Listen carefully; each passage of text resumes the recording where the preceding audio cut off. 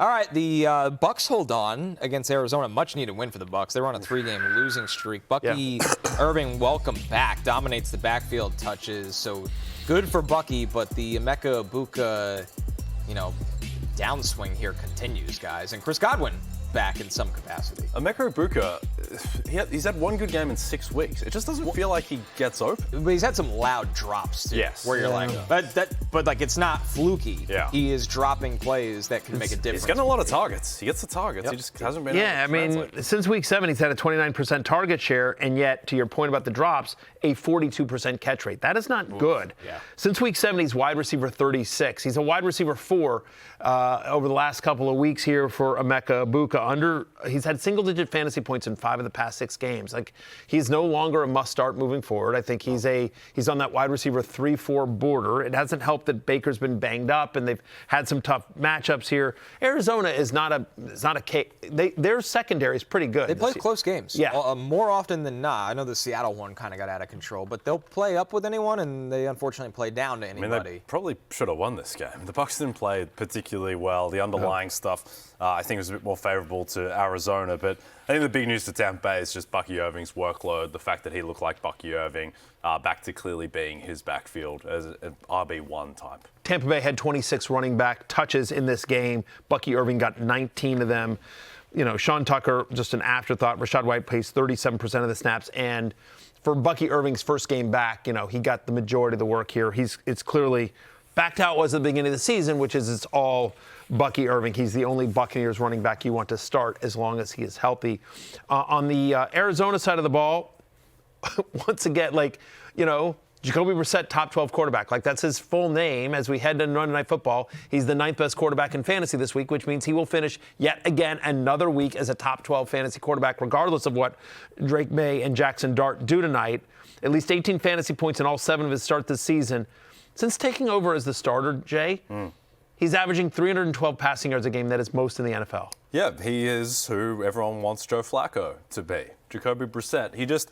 It is a skill to be able to compile this much yards. Now, I understand there's mistakes in there, and that's the reason why he's not an elite quarterback, but the man has shown that he can pile up yards, and it's a favorable matchup against the Bucs defense, but still, I mean, it's kind of it has been a fantasy dream because the Cardinals defense had been so banged up. They were playing in these shootouts. Now that the Cardinals actually have their players back in the secondary, that probably goes away a little bit and he becomes a bit more matchup dependent. But, I mean, they have confidence in him dropping back a ton. He didn't have 47 completions this time around, but he had 29. And they've got weapons.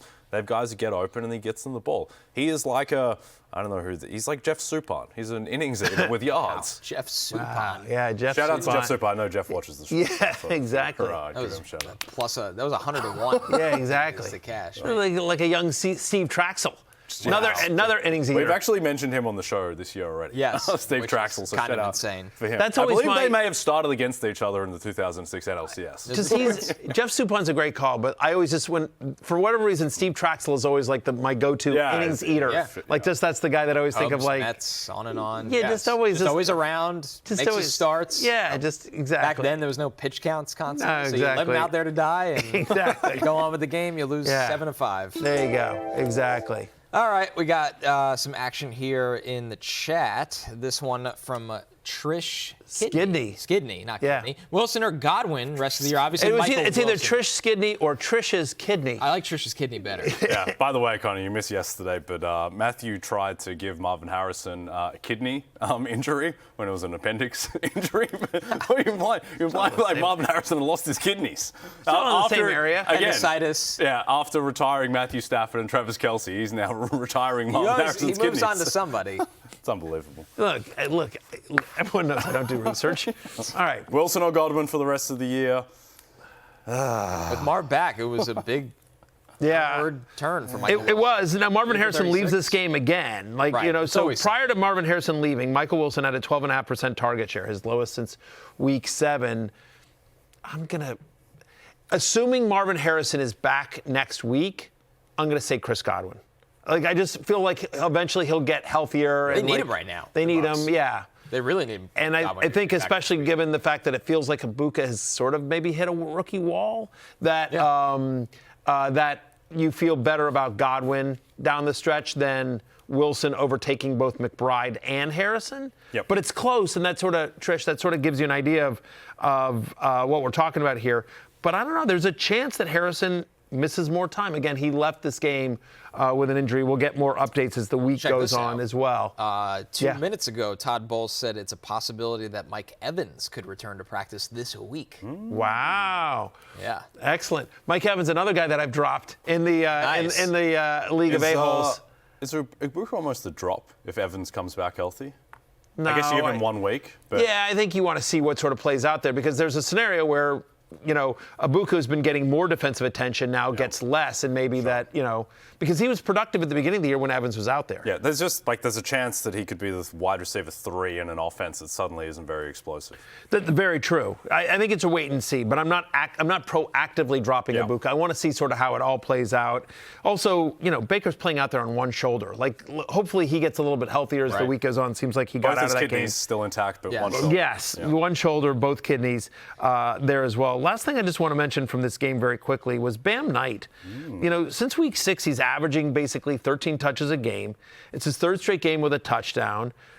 Since week 11, randomly, Bam Knight is the 13th best running back in fantasy football. And so, he's been former Jet great Bam Knight here, right. Connor Legend. Rogers. He's Lions and Jets, I believe. Brother of Adebayo. Yeah. Let me tell you something. Bam Knight certainly doesn't feel like RB13 in that time.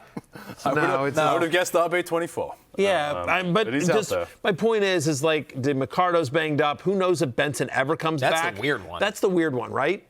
I mean, we thought he'd be back 3 weeks ago. This Cardinals team is so strange. Yeah. But they are dangerously fantasy relevant. Oh, yeah. Oh, yeah. You have to sift through the muck and utilize this. It is. Whoever their top wide receiver is really good. Yeah. Ray McBride's a monster. Jacoby Brissett's getting it done. And apparently Bam Knight is the top 15 running back. I'm just saying, if it doesn't feel like Benson's coming back anytime soon. McCardo's banged up. Michael Carter, whatever. Lord help us all, but Bam Knight is a viable running back 2 in fantasy until further notice. So just want to say that their schedule is, I will say before you go crazy, Rams, Texans, Falcons are their next 3. All very good run defenses. And then they get Cincinnati in week 17. So anyway, something to think about. All right, I will. That's all I'm saying. Yes, just consider it. Yeah. Mull it over. I'll let you know tomorrow. How I we'll feel. talk about Bam Knight tomorrow, I am sure. Hey, it's Matthew Berry from NBCSports.com and RotorWorld.com, and I want to thank you so much for watching whatever it is you just watched, or if nothing else, being too lazy to click out of the autoplay after this video started, after whatever it is you actually wanted to watch finished.